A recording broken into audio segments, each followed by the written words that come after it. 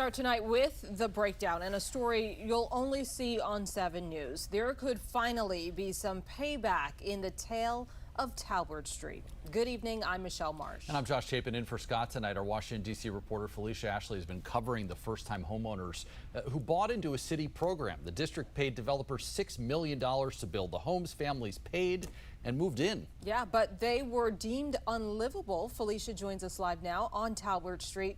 So Felicia, sounds like there's an attempt to make things right for these families.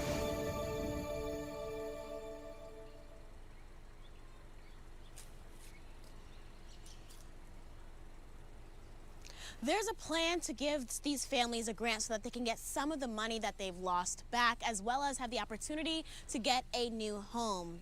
These homes behind me were supposed to be their dream homes, but instead ended up being a disaster funded by the city.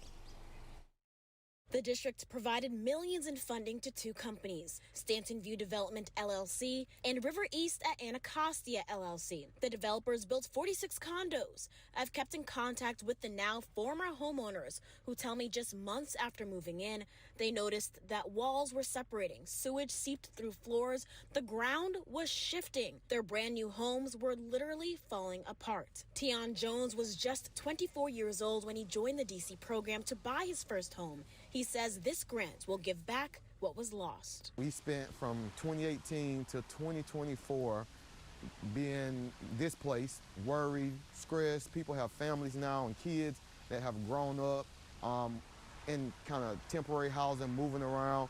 And that is something that we can't get paid for, but at least let us get back what we were guaranteed in that first, when we first purchased. The assistance was presented by Councilman Robert White with the support of Councilmember Trayon White and Janice Lewis George, who said this is what the Talbert Street families are owed.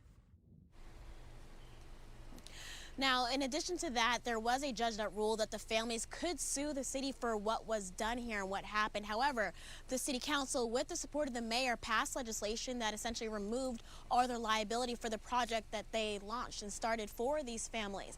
Now, when I spoke to these families, they said that they are at peace with being able to get these grants to make them whole on what they lost. But they said what they are not letting up on is the fact that they want to make sure that this doesn't happen to any other families or anyone else across D.C.